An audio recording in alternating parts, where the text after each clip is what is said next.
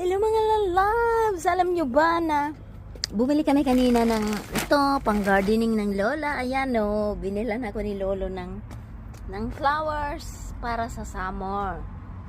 Ayan. Ito, gusto ko to, oh, ganda ng kulay. Tapos ito ay naiiba din o. Oh, see? Ayan, purple. Ayan, magagardening ako guys. So, ayan. Binilahan ako ni Lolo ng flower kasi it's too late na nga, dapat June, July pa August na. So, ayan, may itatanim na naman ang lola nyo. Ito pink, ganda. So, ayan ang aking ito ang aking tingnan nyo. So, thanks for watching guys. Ang flower ng lola. So, itatanim ko yan ganyan ang mga price niya